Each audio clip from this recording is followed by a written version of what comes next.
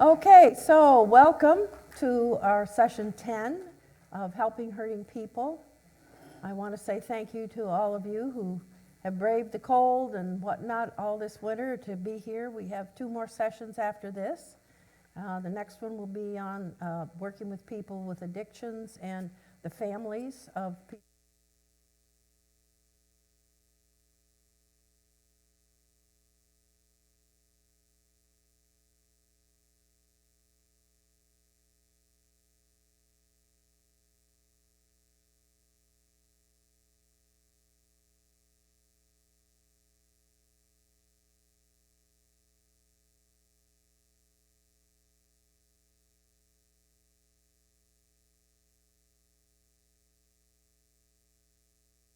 Step 4,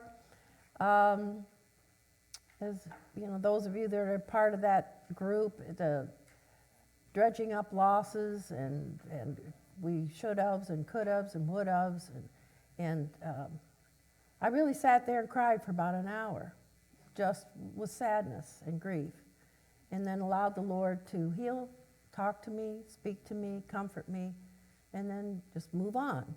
And that's kind of how it is with grief and loss. It comes in waves.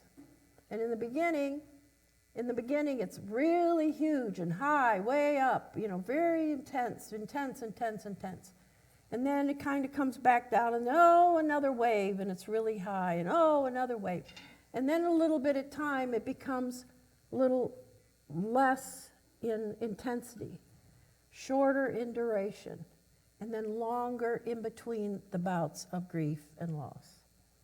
I know I still think about my mom. She died in 2001, in December 2001.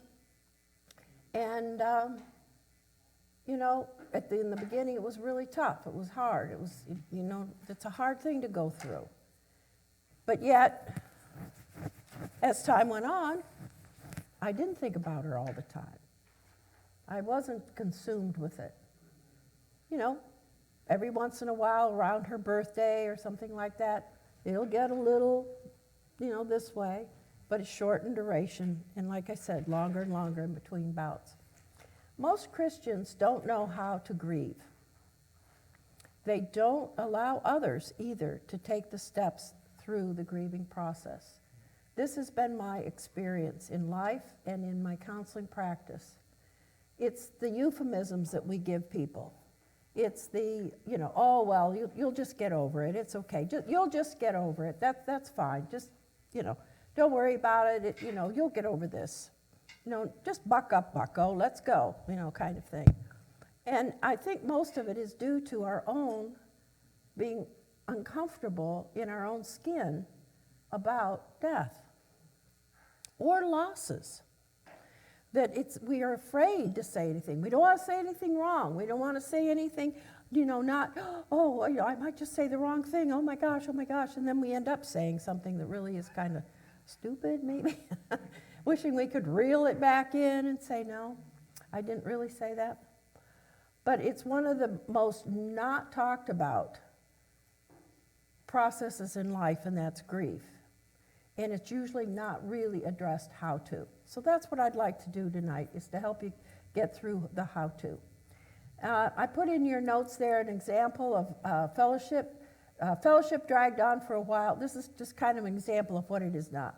But before they left, the one in charge of the fellowship asked if anyone had any prayer requests. Phil's voice broke as he explained, "You probably know that my wife Jan had a miscarriage 4 weeks ago. We're still pretty shaken up by it. Would you pray for both of us?" Someone sitting next to him turned to him and said, "Brother, that was 4 weeks ago. It's time you put that behind you and go on with your life." Sadly, many Christians give dumb and hurtful answers to people who have suffered loss. An author, in some of the material that I was reading, an author had said that his wife had died at childbirth along with a child. He wrote about how to, in trying to comfort him, a well-meaning believer said, "It will be all right." And the man thought, "No, it won't be all right. My wife and my child are dead." Another person compared his pain to the pain she felt when her dog died. So we have to be careful. We just have to be so careful in working with people who are really grieving losses, Now, what kind of losses are there? It's just not just a death. We deal with losses basically at least once a week or maybe daily. Losses, of course, we talked about: spouse, children, long-term relationship, close family or friend. My mother had lost her son when he was 2 years old. My oldest brother was 2 years old when he died. He had pneumonia and he died like within 2 or 3 days. That was back in the early 30s when they didn't have sulfa drugs and penicillin and all that. My mom was 80-something years old, probably 85, 88 years old, living in our home. And this one day, God said, "Go find your mother. Go to your mother." And I did. And she was in her room just doubled over in just sobbing and crying and just this gut-wrenching, just sobbing. And I said, "Mom, my goodness, what's wrong with you?" And she said, "I've never cried over Larry Jr.'s death." And she had held that in for all those years, that grief. And you know, after that, she really did change. There was an edge about her that was gone. There was that you could, sometimes it was palpable. And she had never let go of that grief, and she did. And it was just such a healing thing. So we have to be able to face up to these things. Loss of feeling safe. A lot of times children particularly, they don't feel safe. And as adults, we grieve that loss of feeling safe. Loss of feeling loved by parents. Loss of affection and respect from a spouse. Loss of self-respect and ability to provide financially due to chronic illness or job issues, something like that. Loss of close friends due to a move to another community. Loss of personal faculties due to age. Not that I know that one. Loss of career or job. Loss of children going off to college and leaving home. Many times marriages just separate at that time because they didn't build a marriage, and then that grief and loss of having the children gone, which is what their focus was all the time, they look at each other and go, "I don't know you, I don't know you," but it is such a loss of that relationship, and it's a lot of grieving going on there. Death where there's unresolved issues, where we haven't really made peace with the person who has died, is another sense of grief and loss. We all go through some form of grieving at some point in our lives. If we do not face up to it, acknowledge it, and deal with it in a godly manner, it will sit and become a rotten mess for later. You know, I really can't say it any differently than that. It just is becomes a little cesspool that just sits there and it really does color our lives and colors how it is that we are in relationships with others when we don't deal with and feel and express the sadness that we feel. Our instant society and our desire for God to work quickly create expectations that it shouldn't be this hard. I should be over this by now. Why, it's been 4 weeks. I should be over this by now. It takes a long time, and it's a process for grieving. I remember in the scriptures where Jesus was weeping for Jerusalem. He wept. He felt that grief. He knew what was coming, and he grieved that loss that Jerusalem was going to have because of rejecting him. If we haven't taught ourselves how to grieve in a godly manner, we will possibly give a quick, superficial answer to questions from persons grieving that demand that we have patience and insight into grief. If you have a lot of unresolved grief issues, it's going to be harder for you than to come alongside and help them. I'm not saying you can't. I'm just saying it's going to be a little harder for you because your stuff is going to get worked up and whelped up, and we have to be very careful not to slop that over. The bucket, slops over right onto the other person, and we don't want to add to their grief. We want to be able to remember to hold on to it and lovingly take care of it, and then hand it to God and hand it back to the person for them to do the same thing.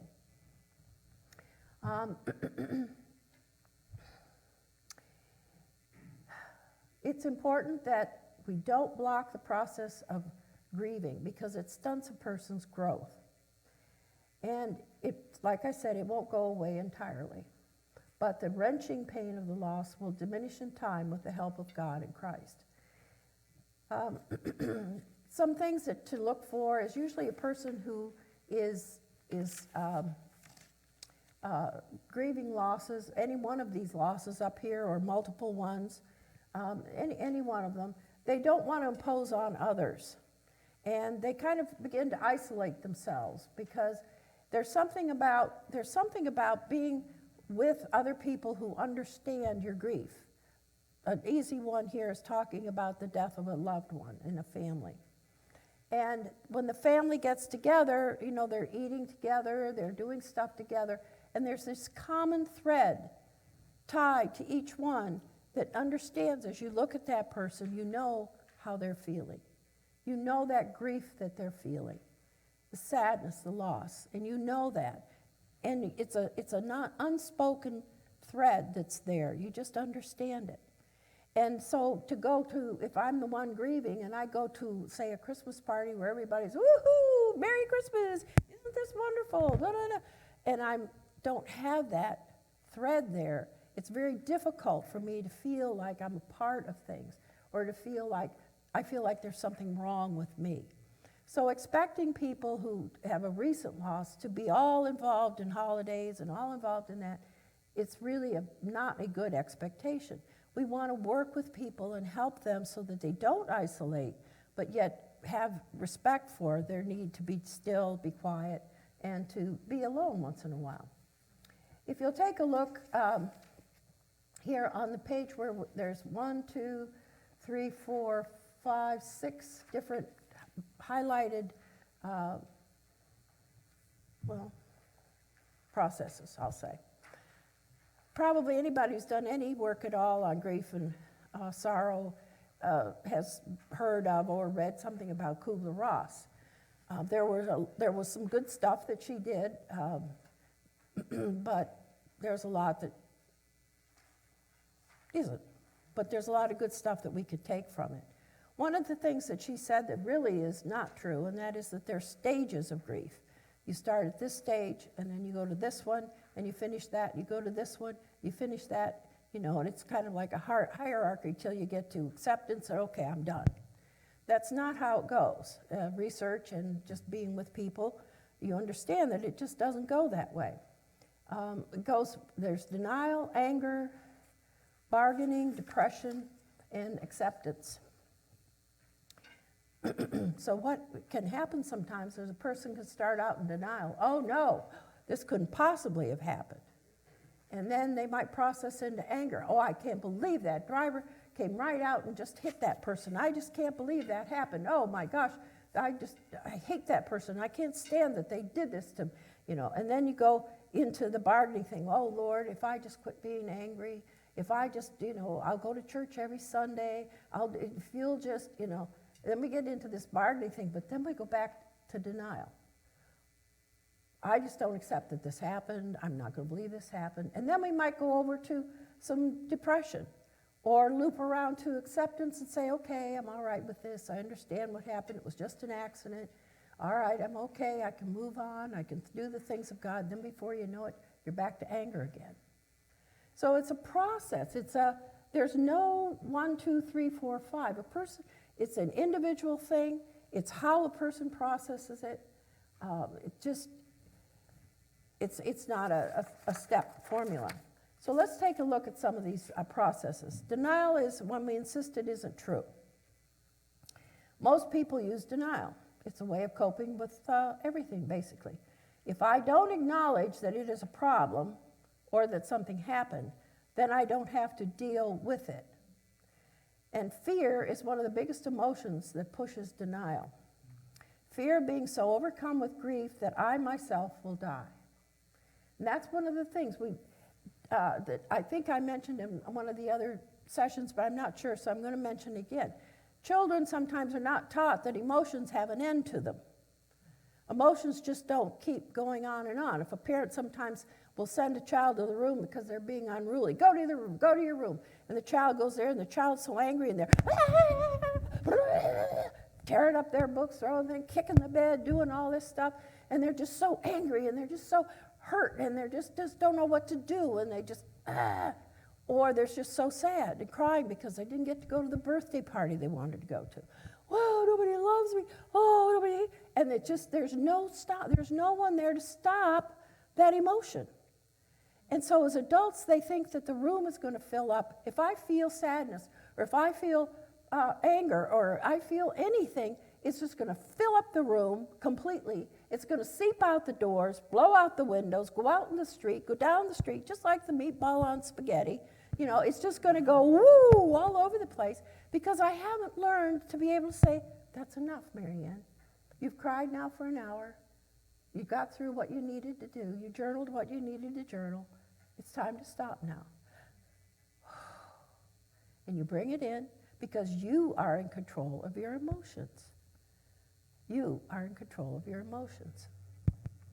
So it's important that when we feel like we're going to die, that's because we just haven't realized that emotions don't overtake me. I am in charge of my emotions. Sometimes we fear how we will exist without this person or situation. Being right overwhelms us so that we shut it out. We all know what happens to something that is left to rot in the dark, damp places. It begins to putrefy and stink. Allowing ourselves and others to have feelings of sadness and grief is very godly and healthy. So if you're working with someone who is going through grief or has had grief, we have numerous widows in our fellowship. We have people who've lost parents, and Bill and I've lost all four of our parents quite a while ago, actually. And we all go through it, but it's also good to remember some of the anniversaries of some of these things, or if someone had a miscarriage, to acknowledge the baby, to acknowledge your grief that you've had this tragedy happen. And we're here with you, praying with you. It's really good to be able to acknowledge these things. Anger. Let's look. This generally looks like finding someone to blame. When it comes to grief and loss, doctors, nurses, I'm sure Jay hears a lot of that, where the doctors are at fault, the nurses did this, if they just come here early, God, of course, he's a good one that people try to blame, unfortunately. The boss, a lifestyle, maybe it's the boss's fault I lost my job. Maybe, it's a lifestyle that someone has. Unresolved anger turns into bitterness and resentments and depression. And I don't know exactly how to pronounce his last name, but Frederick Buechner wrote, of the seven deadly sins, anger is possibly the most fun. To lick your wounds, to smack your lips over grievances long past, to roll over your tongue the prospect of bitter confrontation still to come, to savor to the last toothsome morsel both the pain you are given and the pain you are giving back. In many ways, it is a feast fit for a king. The chief drawback is that what you are wolfing down is yourself. The skeleton at the feast is you. So anger never really is helpful. But when we're in the midst of grieving, we are going to kick the dirt a little bit. And there is going to be that having to ruminate a little bit about some of these things, allowing people just to talk, like we've been doing with the open questions, the closed questions, and stuff like that. But basically silence, and we'll talk a little bit more about that in a minute. Bargaining is something that's very irrational, but we all try it. I remember one time when I was in 6th grade, I had lied, something horrible. I had lied. And I was so afraid I was going to lose my first chair as clarinet because I lied so bad. I'd lied on my practice sheet. And the poor practice sheet was just about threadbare because I had on it all these 60s and for my instructor, and then I erased them all and put down the 30s that they really were after my mother signed it. And I just knew I was going to get caught, and I just bargained with God, and I just, oh, please, I'll never, ever do this ever again. Just don't let me ever. Oh, and I bargained, and I pleaded, and I promised him everything but my firstborn child, I think. And I didn't really get caught. I think people were suspicious, but I don't think I ever really got caught. I mean, when the paper has got, so, you could see through it because of all the places I erased. They had to know, but no one ever said anything to me about it. But that's how we bargain. please God. It's a very childish thing to do. So, if I go to church every Sunday, then, you'll give me this job or you'll whatever. And it's not magic. It's not the truth. It's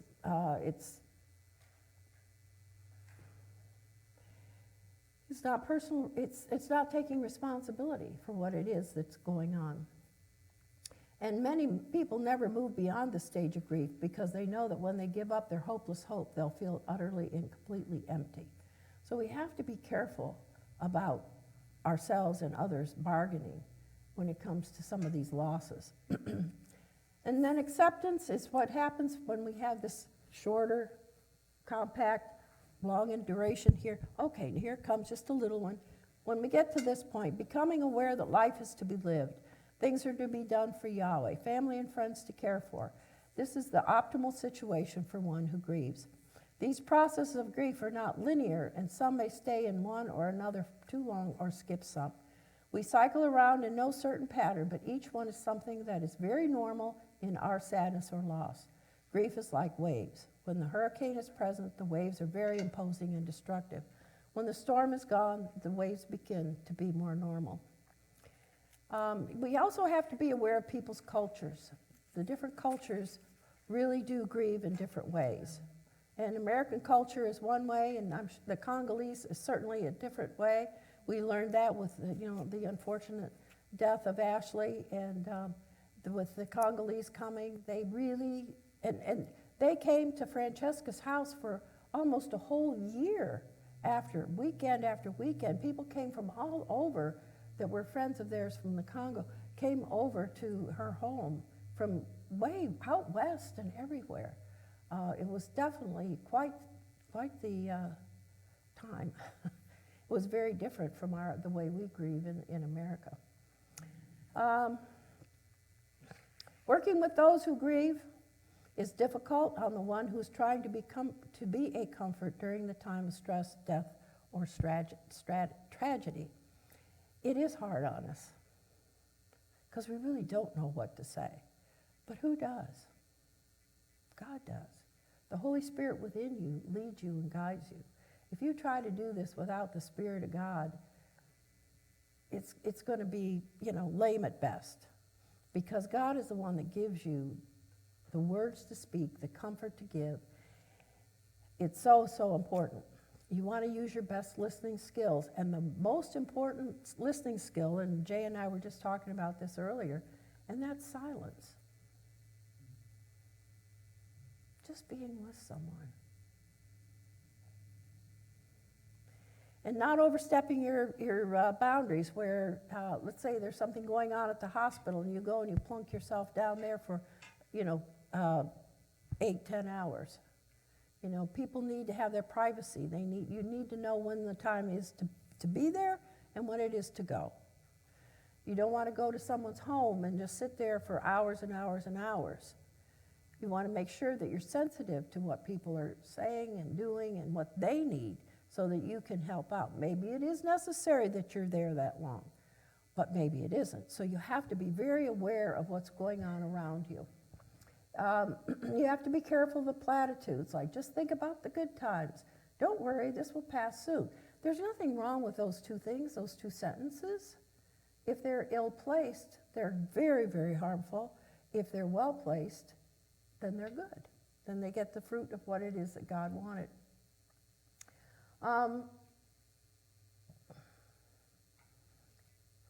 When we're grieving with somebody, sitting with anybody in any of these situations, one of the things we tend to fall into, and that is to tell about our experience. Well, I know when my mother died, I'll tell you what happened. Okay, fine, but this isn't the time for that conversation. It's about the other person. We're there for that person. We need to listen to that person. We have to be careful not to get our own stuff in it. And I have their miscarriages are very traumatic for the couple, and they need to grieve this loss, and it needs to be recognized as a loss. Sometimes some groups that work with couples who've lost children through miscarriage, they'll actually have a little service or a little ceremony of some sort to bring what they call closure, or just bring kind of an acceptance that this is what happened and we lost this and it is a loss. It gives them the ability to be able to express their grief and have someone come alongside them and say, yes, this was really, really sad. Thank goodness for the hope, isn't it?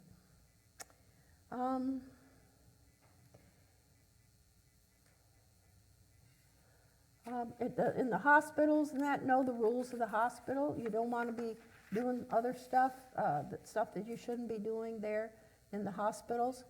Do you have any questions about the grief and loss part? Any of these losses that are there on the bulleted losses, or any others you'd like to bring up that you think I've missed and should be addressed? Oh, no, I didn't. Depression. Yeah, in the depression piece is a big one.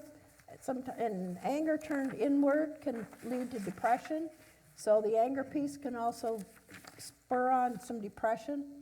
It generally takes place when a person comes to grips with no denials, no reactions of anger, and no attempts to swap something to gain love and life.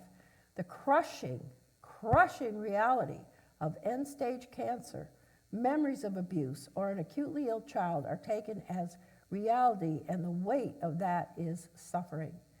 Comfort is greatly needed. This is a necessary part of grieving to go through. Sometimes people require medication for a short term to help them through this. Having a good foundation of faith and trust in Yahweh and Jesus Christ are the best antidotes for being in this kind of depression for long.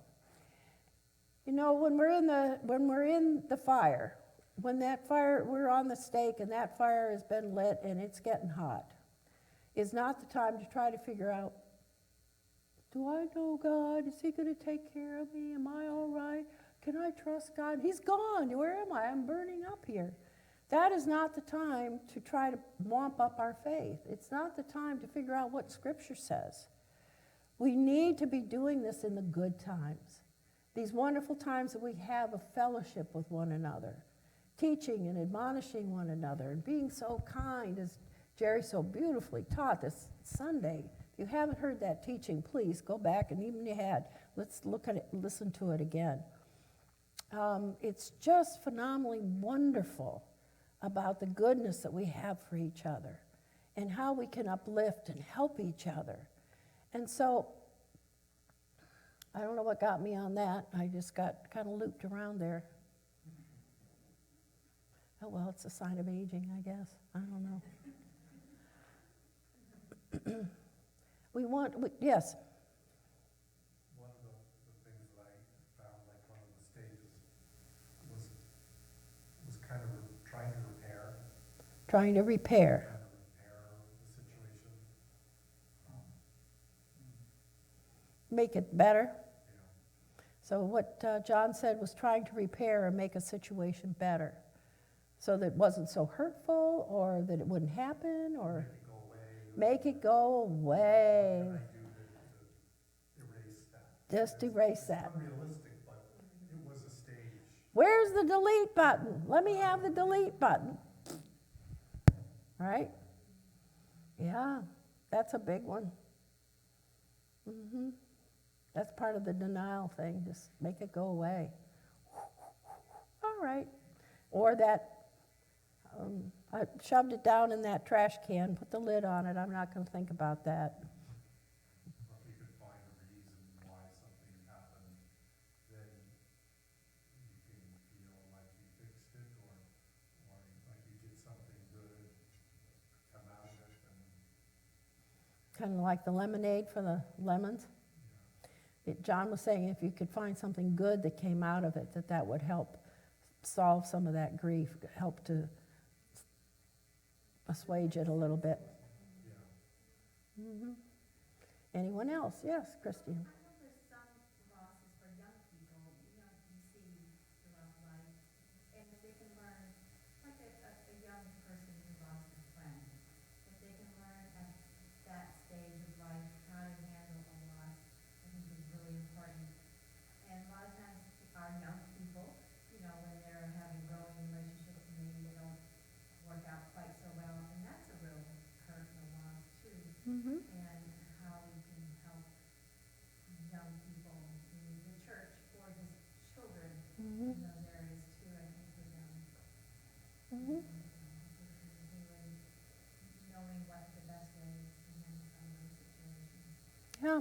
definitely. The, a broken engagement or something like that is really difficult because people will, if they don't deal with the grief from that, then it kind of slops over into the next relationship. And it just kind of keeps ahead. And so it's very, very important that we allow ourselves and to allow others to grieve, to feel the sadness, the reality of it. Yes, it does. It's terrible. We hate it, but we have the hope, and we can look to that. But if we rush into that too soon, we don't allow the person to do the process, the natural healing that needs to take place, the godly healing of taking place, and that is to, we cry because we have a lot of emotion pent up in us. And after we cry, those of us that cry, I'm exhausted, but I feel better. It's a way that God has enabled us to get rid of this excessive emotion that we feel. Now, we're not going to feel that in the kingdom, but we sure do now. And for us to get better, we can't let it sit and rot in one of these little cans that we put the trash can with the lid on it, because after a while it gets too full and the lid pops off and then it comes out some way sideways, and it's not good. Any other questions? Yes, sir. I want to know, you talked about caution with platitudes, and I was wondering, is there any way to understand when the point comes to go from comfort to encouragement, and how to discern when that transition should happen in a person's grieving process? Comes from, I'm going to say, experience, getting in there and just doing it. And because you'll say, well, I kind of missed the boat on that one. Well, I'll try again the next time.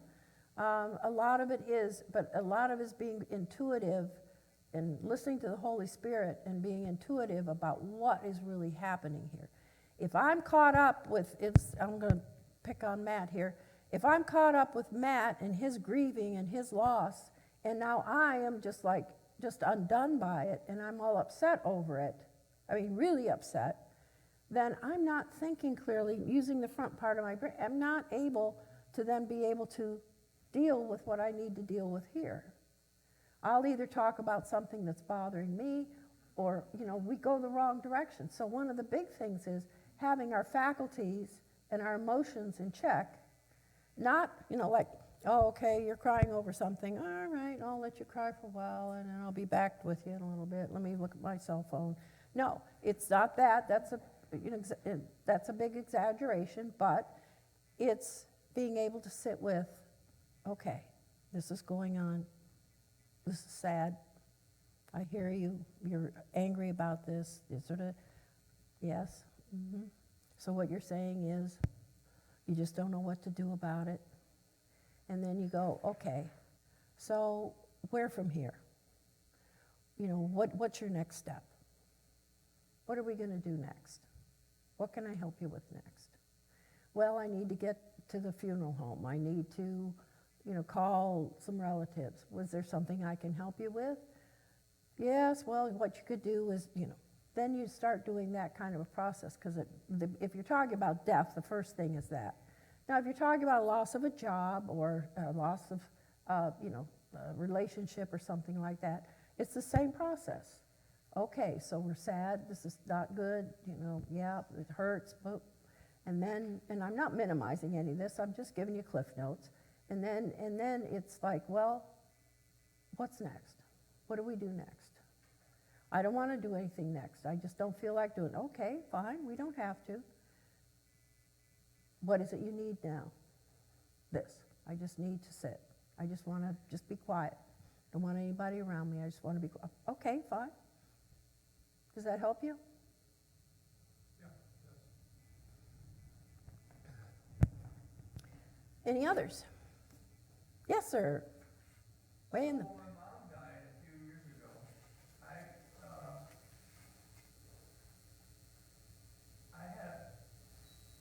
opportunity for people to say, possibly you should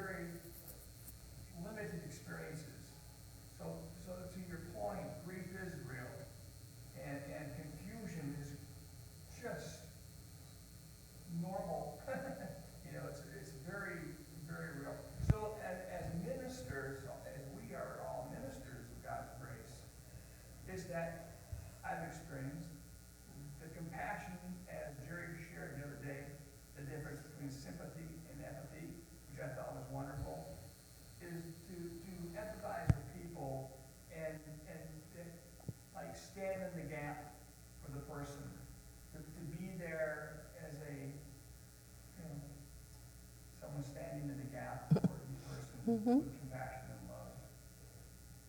Yeah. And have an opportunity to joke and laugh at the same time, if Mhm. the Spirit of God does. Yeah, yeah. To bring it up a little bit, to bring, you can feel kind of in the middle of everything here this evening, I just really felt like the room was like, "Ooh," because we're talking about really hard issues. And I know there wasn't one of you here that wasn't affected in some way by it, what we talked about. It's but we can bring it up, and with a little smile, a little this, a little something. I mean, we don't want to go get out our saxophone and start playing some diddly thing on the saxophone, but whatever. Okay, so if you'll look at your papers, if there's no more questions, they were excellent questions and responses. Thank you, Jay. Let's take a look at, see if I can find the community activity. It's on the bottom of the last page 4. There's 3 things that you can do. One is using each of the processes we generally go through. What I'm talking about is that anger, grief, denial, bargaining, depression. I said grief, I don't mean that. Depression and acceptance. Those, with grieving losses, select a type of loss, which are the bulleted points there: loss of spouse, feeling safe, love by parents, or any other loss that you would like to talk about. And apply that particular process. I used the word stage there, and I didn't mean to. Maybe on yours I corrected it and put process. But like the denial process of going through with that particular loss. What are some of the things you might say? How might you address this? How might you do like Jerry was asking? When is the time to go from, okay, I've listened to you, now it's time for us to, get some scripture in here, get some God's word in here somehow. How do we do that? Or number 2, discuss a time when you found yourself in the different stages. Did you go from one stage to another, or did you go to one and then from one then to the other one previously, and so on? How have you dealt with grief yourself? And number 3, what will be the hardest for you in working with people who are grieving? What is it about this that makes it hard for you? So I'd like you to look at those 3, see which one you